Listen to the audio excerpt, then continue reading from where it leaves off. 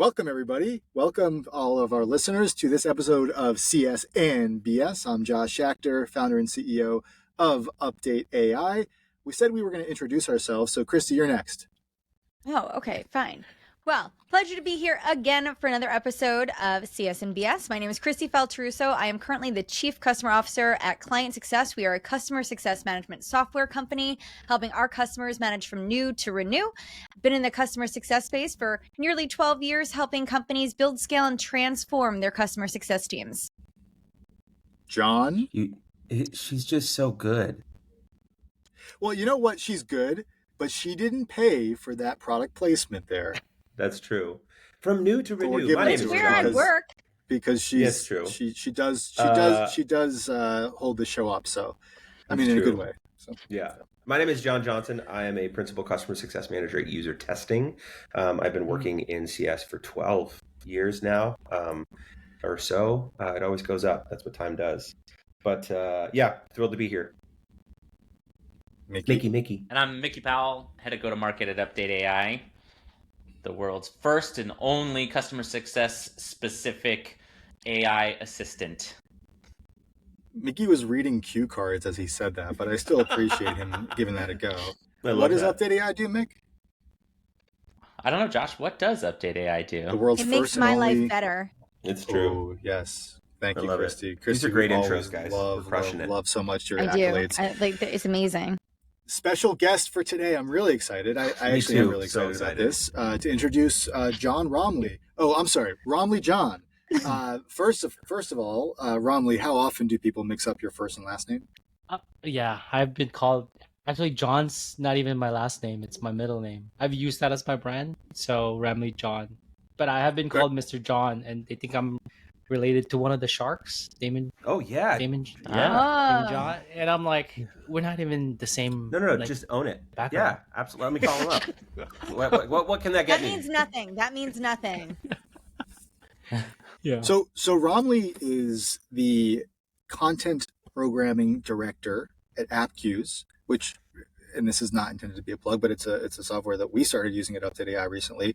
And it's really great. It's all about like how to make education around your product that much easier, how to onboard people that much easier, and so Romley owns the education that they do to their customers. And as part of that, I don't know if it's as part of that or separately, but Romley is also an author because AppQs is all about PLG, and so he has literally written the book on product-led onboarding. And he's a YouTuber and a podcaster and all that other stuff. So I don't know. I met Romley at a conference, a PLG conference a few weeks ago.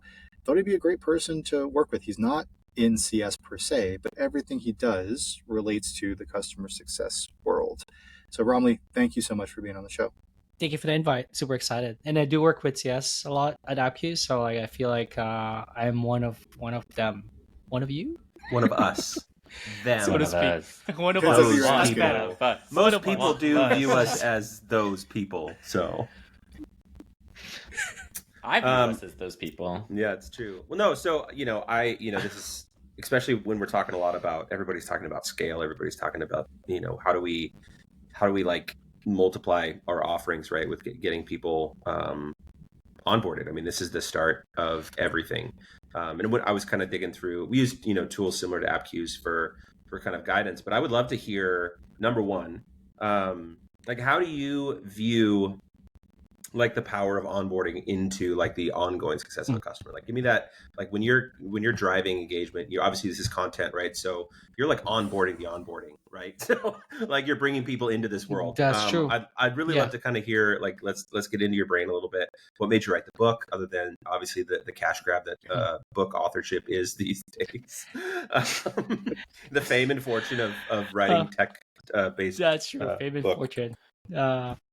I think just you mentioned already the reality that we talk about success of customers, but like it starts at the very beginning. I like to think of it like I have a 1-year-old baby right now, and like there's studies that show that the first few years of a child like sets them up for how much to like, achieve in the future. If you set them for success, you engage with them very early when they're young, then they're more likely to succeed when they're in grade school, when they're in high school, when they're in college. And it's the same thing for our customers. Like if we engage with them sooner rather than later, there's almost like a snowball effect that impacts throughout their whole life cycle. And it's like it needs to start from the beginning, or else like it's setting that first impression for success. It's like a first date or a first impression during a networking event. It's really hard to let go of that first impression. And the reason why the book was put together was like I just went on Amazon, looked up the word onboarding. There wasn't a lot of books about it. Yeah. There was like there's guides, there's blogs about it. I know there's another book that I really enjoyed by Samuel Ulick, is useronboard.com. The elements of user onboarding. There's one other one that I look up to. It's like the guide to onboarding that's not available on Amazon.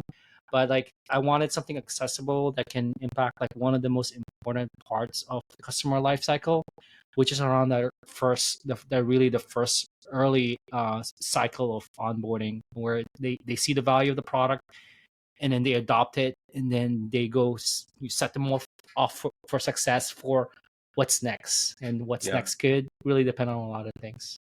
I love The that. book is very literally titled. It's called Product-Led Onboarding.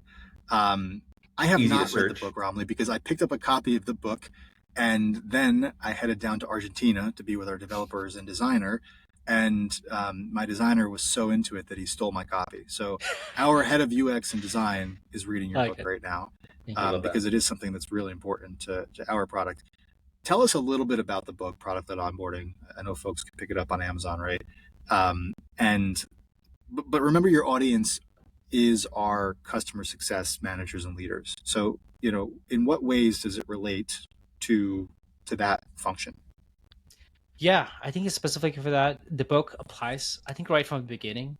It's really understanding that usually when we think about onboarding, the team that owns it is usually the product team, but like onboarding is like this cross-functional area that success, sales, and marketing, every team, and I feel like the customer success team has so much value to add because they really have the voice of the customer. They've seen the challenges that people have, and this is where I think it really starts from the get-go, where like I actually had to fight.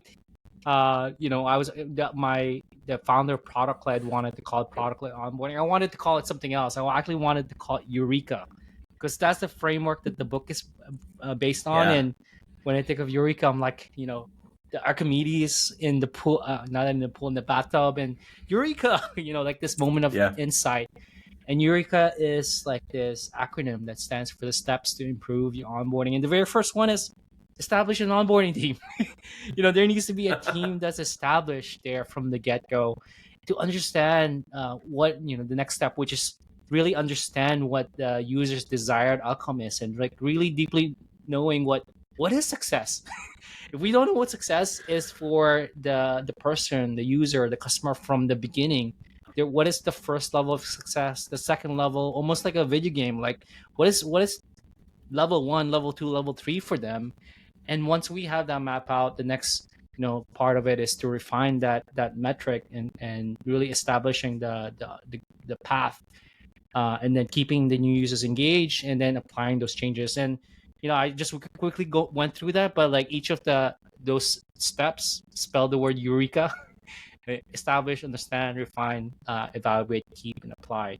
And that's really what the book is all about. It's like providing this process and examples to really help people. And the book is meant to be a cross-functional thing. One thing I suggest to in the book itself is like, this is not a product book. This is not a marketing book. This is not a CS book. This is like a team, cross-functional team approach that needs to happen, and it needs to start from the beginning. I'm a sucker for a framework. So I love that. I love the introduction of these types of frameworks.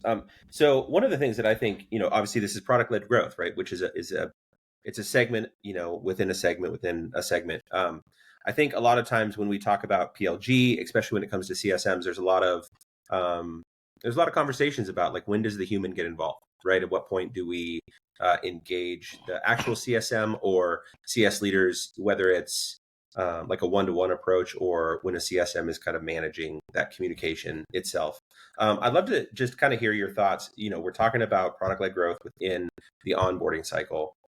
Maybe give us a little bit of indicator on, like how this kind of fits within the AppQ's world too. Like, how do you think about this? I know, like I said, I know you're Yeah. you're in the content world, but that's a big sales pitch. Is like, how do you control these things, and how do you have kind of the the direction, or how does it feed kind of backflow into what folks are using when it comes to the tool?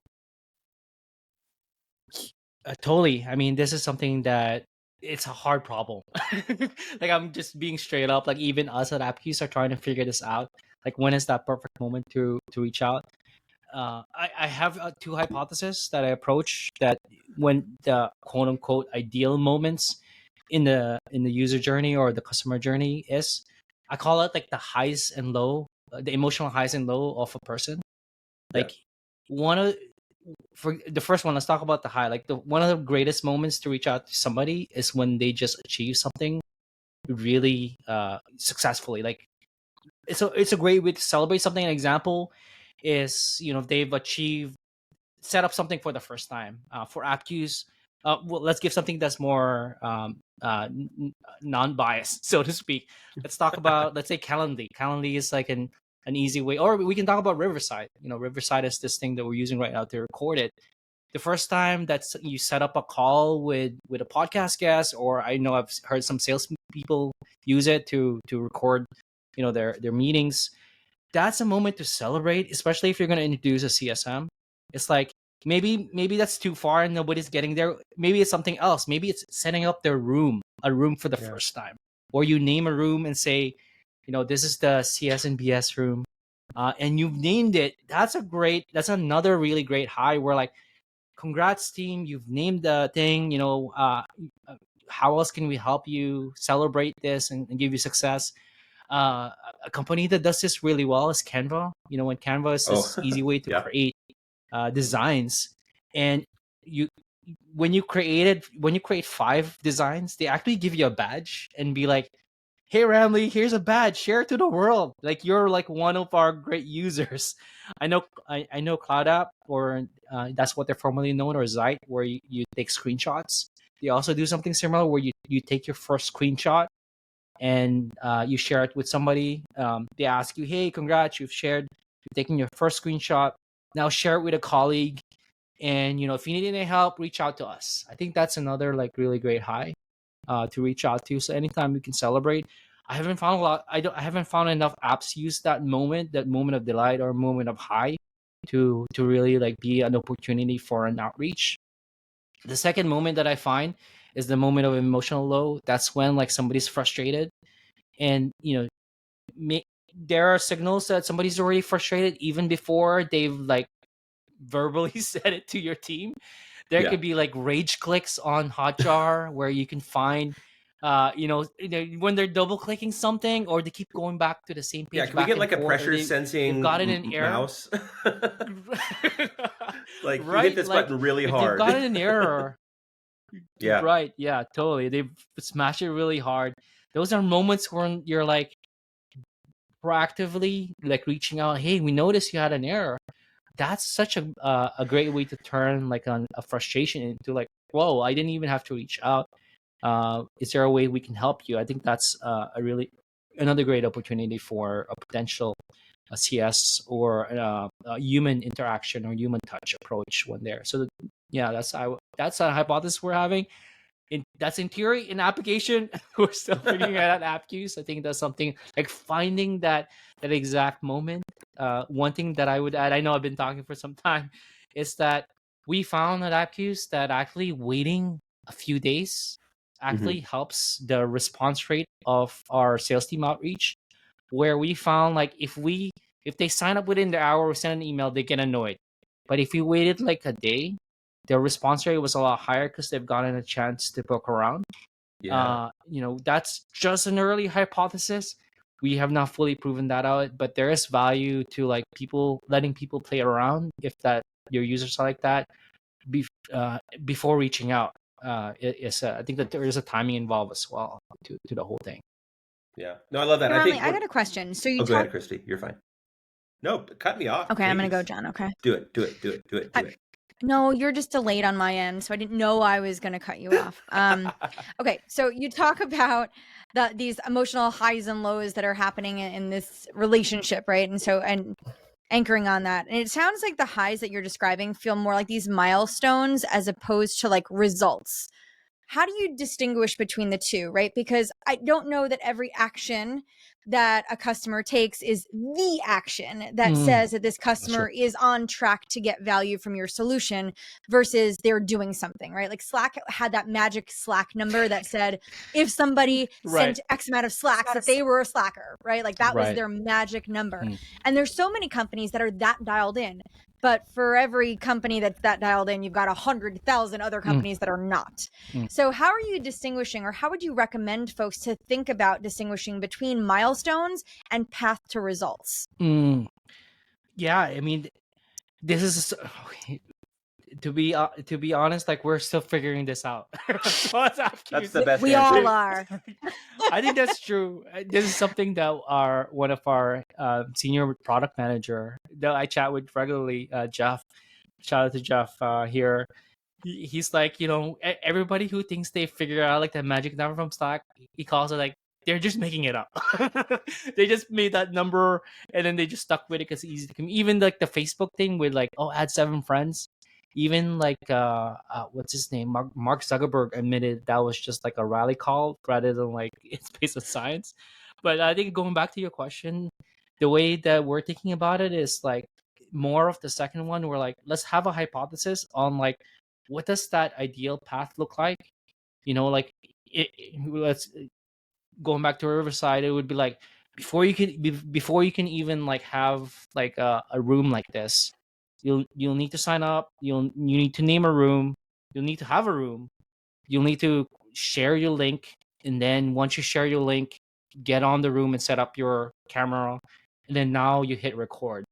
So I think those I guess not necessarily micro steps that lead to the milestone of hitting record needs to happen before we can have the milestone. So I for a lot of things companies that are struggling with activation, I would look at that. I would look at like the path, the ideal path, and having a hypothesis around that, and measuring each step and where people might be dropping off, potentially be it. Yeah, I mean, you say this thing. You're saying like so many wonderful words here. One of the things that I think folks maybe miss in customer success, just to kind of tie it into this, is that we should start with a hypothesis, and then we should prove it with data. And I think a lot of times people, they kind of like frown. I was like, well, I'm just going to throw something against the wall, and maybe it's bullshit. Maybe it's 10,000 Slack messages in 12 months. But this idea, like what I love about tools, I mean, like yours, and we do this with us. Christy, you guys have it with yours. Like this is all data. Like we're capturing data on how our customers are interacting with us. And if we don't have this function, like you said this a couple times, where like it's a cross-functional process and department. And I think we silo ourselves so often from onboarding to enablement, to customer success, to renewal, to sales. And we all have our own little tools and our own little kingdoms, and we all do our own little things. But once you get that renewal, to be able to do one of those retroactives and be like, these guys renewed and they renewed with growth, or they renewed healthy, like let's go back and validate that hypothesis over the last 12 months to say, hey, I think that, signing up within 10 days or 15 days, we've got some of those things too, right? Where if you like launch a study within a certain number of days, you're more likely to be successful, but it's all hypothesis, right? We actually aren't tying it back to, hey, they renewed. Now let's take this hypothesis and look at kind of these micro steps, right? I think that's something that kind of jumped out to me in the last two things that you've said about how it is collaborative and it needs to be across all of these cross functionals, but also we need to be okay with the fact that like we don't know, and most of these SaaS companies, we don't know what we're doing, and the job is to figure it out.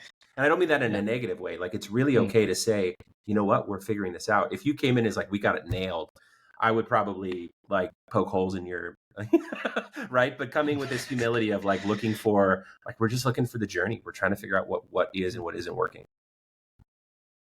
Mickey, you haven't said anything. Talk. Ask a question. Hey. Well, Josh was telling me what I should ask, so Give him the cue cards, Mickey, you don't Josh. have to listen to him. I know This I is a don't. safe space. Oh, I don't. I This is a definitely safe don't. space I for don't you. always listen to Josh. You also Josh don't will have to admit blow up my spot. Josh, that sounds like something you should take to your one-on-one meeting with Mickey, okay? That's Yeah. right. I see it. One day we will See the do a chat now. podcast session where it's just going to be Mickey and I doing a one-on-one, and you guys can be like flies on the wall, and it will be so entertaining. It might be really Oh. hard to not jump in and say something. For So For you, yes. That'll be maybe good. you'll have to control the mute on your end for We'll have me. an active chat but, for um, that. I would love to watch a live one-on-one between Josh and Mickey. It's like celebrity kind of like a deathmatch. UFC fight. That's funny. That sounds Yeah. great. Twitch it live on Twitch. No. I actually, one of the things that Romley, you said a while back that I was kind of pondering is this concept of positive versus negative reinforcement. I like to study a lot of different things, and long ago I looked really deeply into positive and negative reinforcement and the work that like B.F. Skinner did in psychology, and I've found it really fascinating because my early days in customer success, it was all negative reinforcement. You aren't doing something, you need to do better. Like we would just constantly bring up the negatives of like what to avoid. And I started trying to change my mindset of, wait, when can I go find the positives and how can I reinforce those? That of course led me to talk to product and like marketing and try to figure out how to do that. One of the things we ended up doing was creating a weekly email out to every single customer and reporting on like the things that have went well that week for them. And we saw a significant impact on churn because this was going out to thousands of customers every single week. So I love your take on like kind of the positive versus negative, and I would love to double click on that and help the rest of our community hear that as well, because I think it's a really powerful thing we miss because we're so distracted by the negative. Gosh, that's so good, Mickey. I'll That's double click on that. Yeah, it's like the quiet ones always ask them. Deep. That's such a good. I Sit never in thought that for a about it that moment. way. Yeah, I know. It's like I was talking earlier about the high and low, and you just flipped it around and talked about it like as positive, negative. And you're right. I think the negative side, on the low end, you're like, oh, you haven't done this, you should do it. Here's why. And I think that nudge sometimes is the challenge, especially if like it's not communicated well as to like why you should do it. Where I think that's a challenge often when I chat with CS, where like, hey, if we're gonna tell them, hey, do X, but why? What is the value to you? Why should you care? For us, why should you care to add a goal to a flow in your product tour? Well, so then you can see the results and see the impact, and you can share it to your boss, that to your team, what the changes you've made. I think that's the important part to like to the negative side would be making sure that they're understanding the reason why. But I totally lean more so on like the positive. If we can celebrate like good behavior, then that means that they will repeat that more and more. I think there's also the challenge. I thought you were going to go here, Mikey, around like extrinsic versus intrinsic rewards. So we're like, hey, do this. I've seen company do this where complete our onboarding steps and we'll give you a free shirt. So I'm like, I want a free shirt. So I completed all the steps and they shipped me a shirt, and then I left right away because I just wanted the shirt.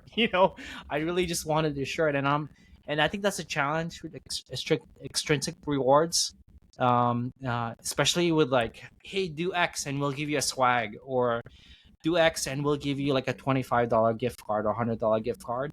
It's like, if we do it too much, the danger to that is that it loses its impact and its effectiveness, because then they start expecting the reward, the extrinsic reward, for them to do more and more, and for us to like just, hey, here's why you should do this, because it will make you a better CS or marketer or whoever we're talking to our audience, a better product manager, and you'll get a raise and you'll become I don't know if you want to be a CEO or CMO or VP of CX. Like this is the path to getting better results and better at your job, and being celebrated by your team. And hitting that up rather than the extrinsic reward. I think that's the important part to that, is making sure like we're reinforcing it with the right kind of rewards. Oh yeah. Well, I wanna that's actually jump in on something that I was celebrating gonna. wins. Oh Yeah, you jump in. Do you want to jump in, or do you want me to jump no, in? no. Age. No, Age Josh never before talks. beauty. Josh, please, the floor is yours, Josh. What would you like to contribute? Well, but was that sarcasm? I mean, I do talk less than No, John, Josh. but it was also I'm here to honor incredibly you. sarcastic. You are the host of this podcast. You are the one who facilitates and brings us all together for these amazing discussions. I would like to hear your contributions. What was your question? I forget. No, I don't forget. Now, I John, don't forget. that is my gift to I you. don't I forget. said enough words to distract Josh, so now you can actually ask your question. No, John. Go ahead. no. I have a good question. So actually, one of my favorite books of all time, for everybody out there after they've read Product Lord of Led the Onboarding, Rings. is Lord of. No, I can't read that. Lord of the Flies. By the way, Yeah. I Definitely. I picked the books. I picked the books Animal that I Farm. read based on the font size, right? And that's definitely like a small font book. Does anybody else do that? Or is that just me? No, I don't just know. old Look how people. smart I am. This font is so small. No, it comes 8 from points. like summer reading, like when my mom like wouldn't let me go to the pool until I finished reading 50 pages of the book, and it's This like, well, then pick a explains book. a lot. Yeah, this explains a lot, Mickey. Yes, I do get it. I can't wait for that one-on-one session podcast for me and Mickey. So now I've actually lost my train of thought. The Power of Habit is an amazing book, and it's all about how to create, Yes. habits. And I think so often people forget positive reinforcement of like you do something good and you want to not only give like people critiques of like, oh, it should be done this way, but like you've done a great job. Let me reinforce that positive behavior and make that a habit out of that. So I thought I'd share that. The other thing, this is a question for all you guys. Does anybody know what the highest converting advertisement used to be? I mean, when this company was relevant, on yahoo.com. Oh, wow. Yes, Yeah. of course, we all do. Oh, Absolutely. Wait. They advertise. Wait, hold on. They advertised on Yahoo. yeah, it was like Google. What was the question? There was this search engine thing called Yahoo. Yeah. Yeah. Yes, Yeah. thank you. Okay, Yeah. smart ass. Uh, No, okay, just so- tell us, because none I'm of older us than is you, gonna guess. Josh. Is it still around? So Yeah. Calm. after you sent an email successfully, and it was like email successfully sent or whatever, they would put up an advertisement, and that had the highest click through rate because there's some like dopamine hit you get from like successfully accomplish or from like completing a task, and therefore you're more likely to click on it in that little split second where you've got that positive energy. Huh. Yeah. See, it was interesting. I don't Interesting. know exactly how it's relevant, but it was interesting. That's good. Positive ask my question now, reinforcement. And I want to go back to intrinsic and extrinsic at some point. John, what were you going to ask? No, actually, it's kind of no. But this is go ahead, Romley. Yeah. You're the guest. Oh, I was just gonna say that's interesting because like it doubles down on like getting people on a high and like Yeah. sending that email. They're more likely to jump on a call. Okay. It could be like the result of this. Yeah. Maybe Getting not even send an people- email. Maybe it's like share in an app, like an in-app message, like, "Oh, congrats! Now book a call." Yeah. I mean, just to clarify, you Yeah, said I getting think people one on of the a high things or that I getting tried- people high? That's when a they're different happy, they podcast. just accomplish something. Because Yeah. John was No, discussing when with they me just offline, like he's thinking about going to this conference that he has right now and just passing out doobies as a way of like conversion of customers. Yeah. Yeah. Ayahuasca trips for interesting. everybody. Okay. And we're talking That about was UX an and UI All right, design. moving on. Okay. No, it's That's a good good. idea. It's really good. Okay, no, but this actually does kind of line up with what I was kind of thinking about, right? So we get to the point where product led growth is kind of in its like, I don't know, like they're middling youth of like junior high and high school. Like it's becoming a theme, and it hasn't necessarily graduated. We're not like the Kanye West yet. But at the same time, like if every fucking tool is PLG and every tool has a gamification and every tool has an automated onboarding, we get to the point where you said this earlier, it becomes noise, right? So what I love what you said, and I think especially coming from like a marketing side, like a content side, is like understanding your impact but also understanding the impact of like the ecosystem that they're in, right? You see these big maps of like if you're in marketing like MarTech, like these are all the tools that you can use, and you think every single one of them has a CSM, every single one of them has an onboarding, every single one of them has a nurture track and a campaign, right? I think this kind of feeds into your hypothesis about like, don't inundate them with messages on day one, give them time, because you're not the most important thing in their life yet. You may not be the most important thing in their career, but you can help them facilitate this. And you said something that was really intelligent about, if your goal is to get this t-shirt, like, and I win that goal, like it's great, but then I get that dopamine because the t-shirt's there. And then I'm like, oh wait, I have to log back into this thing. Like I forget what I was doing. But if your goal from the dopamine is, man, I actually learned something. Like I had this aha moment. You called it Eureka. Yeah. We call it like the aha moment, right? Of just like, I figured out how to do something better. And I think you're talking about this in a way that is really like aligned with, like, I think a healthy model in PLG that is less, let's just drive everything by automation. And there's actually a patience that you need to have it with these triggers and these ideas. And how do you find these moments where like the highs and lows, we call them sparkles and farkles. You guys ever use those words? No. Sparkles and Farkles? Yes. I love Sparkles and Farkles. That's the name of my other podcast. But no, like, we're Rocks and Roses. None of you guys went to youth group Rocks growing and up? Roses. No. I'm writing this down. No. No. Okay. I just outed myself. Me and Third Day and Jars of Clay. It wasn't a real big thing in the Northeast. Sorry. Gotcha. Sweet. Awesome. Cool.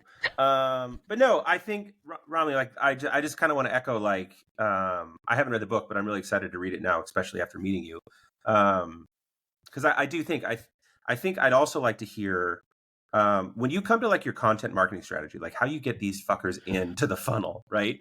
To make these decisions, how do you onboard those that need to be onboarded? What do you find most appealing, or what's most appealing to your users, and how you incorporate those into the onboarding of bringing these people into this funnel that you're building, right? So you get them interested. What are the tags? And then what's kind of the outcome? Like, you've had these hypotheses. That was a hard word for me to say. And then how do you validate that? I think in terms of the YouTube setup in your studio. Thank you. I think content-wise, we've been talking a lot about it a little bit already, around like, totally understanding what the reason why they sign up for it in the first place, and serving up like exactly what they want to accomplish as soon as possible in the guide itself. Examples that I can think of is, when people sign up for, let's say Calendly, you want to, and exactly that they're signing up because they're a salesperson and they're trying to book as many calls as possible with their team in a round robin format. You want to serve that information up as quickly as possible, rather than somebody who is a teacher who wants to schedule time with their students. And I think knowing as early as possible who is this person and what do they want to accomplish within the product, but within the content itself. What is like, for some product folks who are familiar with it, the jobs to be done from the early on that can apply both the product and the content. Then let's I just bought that book. It to them as quickly as possible. That's such a good book. Yeah, I literally just bought it. Which book are you talking about? It's called Jobs to Be Done, the Jobs to Be Done framework. And oh my gosh, it is blowing my mind right now. I love that you just said that. Somebody explain Jobs to Be Done. Oh, I just started reading it, so Romley, please. But Dr. Mike Lee introduced me to the process. So go ahead. Mike, you want to answer this one? Not Mikey. Oh, Mike Lee. Oh, sorry, my bad. No, you're good. It's this idea that people hire products, and I would even say further, people hire content to accomplish a certain thing in their life. The classic example by the person who coined the term, it's just missing my mind right now. You don't buy a drill bit, you buy a hole. Yes, that's true. The drill and drill bit. There's also the people hire a milkshake to feel full. Like, I think that's the other example I've seen. Yeah. Or like you're using this product you're hiring this product to help you accomplish a job in your life. And I think that's essentially what the theory of this is. Yeah, so Yeah, I think the it's- milkshake one is my favorite. Is that that basically like McDonald's figured out that like why are people buying milkshakes in the morning, and it was because they were using a milkshake to keep themselves fuller than anything else, like before they got to their lunch break, basically, which is really interesting. I'm going to throw the book in the link. And that was That Clayton are- Christensen, by the way. I apologize. that's I just I forgot his name. You know, it's funny you bring that up because that's something that we do at Update a lot. And I give Josh credit and his background in product for this is we spend a lot of time saying like, okay, if we're going to build something, what is the actual job it's doing for that person? Because if we can't describe it, then why would we build it? So Yeah. true. Cool. I love that. Thanks for And the it also plug. applies to CS so well. I think we're like, if we know that this is their job, like how can we help them do that even better, further, using other features, the advanced features that we have, or how can we? It's another way to say how can we make our customers even more successful? Would be another way to put it. And like knowing what success looks like for them is going to make it easier for us to understand and build and make them even more successful. Romley, I want to close us out here on one last topic, which is self-actualization. Like Ooh, your I job, love multisyllabics. yeah, your job must be pretty rad. Looks like you're a cool guy, judging by your Rad. blurred background. By the amount of neon You're- in your you're background, rad. you must be cool. Yeah, rad You're is a pretty word I rad, can use in Romley. your presence, right? That's Right. pretty cool. Rad Ramley. Yep. Like it. You're super Yeah. dank R&R. also, for anybody that remembers dank. Dank. Like Yep, it's giving vibes. Yeah. Yeah. You're bordering You on get- diggity dank. Then you can just say it's giving. Like It's you don't giving. even have to say it's anything else. It's just it's giving. You're We on totally fleek. derailed So, Josh. Yeah, that's okay. Because we don't want to This talk is- about self-actualization. We're actually going to Yeah. change this podcast to Let's Derail Josh. I was like, derail him for 4 more minutes. Go. So, but like your job is cool. It seems like you're producing content, you're having fun with that, and then at the same time you have this podcasting and YouTubing on the side. And there's so many people in our world that are looking for outlets, right? I mean, Christy has so much content production that she's running. John plays in a musical band. Mickey, A musical band. he plays with Legos. Like it. Mickey's basically yeah. a child. Yeah. Everybody else is cool, but Mickey. So, by the way, before I forget, happy birthday, Logan. When this episode airs, it'll be Mickey's daughter's 5th birthday. That's right. So, Aw. but Romley, how We'll do send you you like? some What's your suggestion for this? Like, how can folks out there in CS whatever like do all this like you're doing it? Like just having fun, bringing their like personal stuff into their work world. This is like, oh man, this is a hard question. It's very philosophical. You got 4 minutes. I would say, oh man, 4 minutes. You're fine.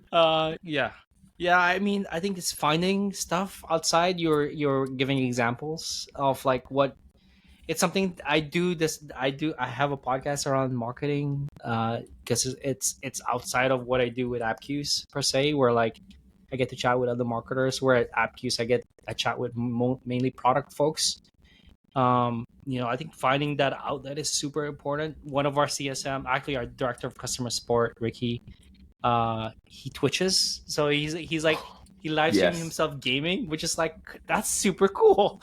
I've watched some of his streams, and I think another one of our enterprise CS, Courtney, she volunteers at theater productions where she's an actress. I think that finding those like certain kind of outlets is like important, and I guess that helps you connect different things where things outside of your work, you bring it back into your world where you see something in theater or in video game or even in Lego where like, hey, I can do something similar for that at work, and maybe that's an opportunity that we can explore.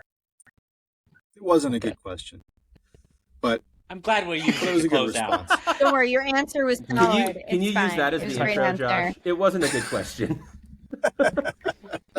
Welcome to this Please. edition of But Romley, I like honestly, this was so much fun. You're a great guest. It was, yeah. I signed up for your newsletter. Where can Thank people you. find you? What can people do to continue to absorb what's happening here? We'll link things in the show notes. But Yeah. give us kind of like the little outro of where to find you. Yeah, find me on LinkedIn, Ramley John. I have a newsletter, marketingpowerups.com. I'm also writing a new book. It could be it's around churn, so I think that's something that I've been Yes. working on. So I Wait, think, so we went through this people can entire find me probably on conversation LinkedIn about first. CS, talking about your last book, and then at the very last second, you tell us that you're writing a book on Talk about churn. burying It's the still lead. early. It's still very early, so I think it's probably coming out. what was your advance? 2024. 500 So- grand?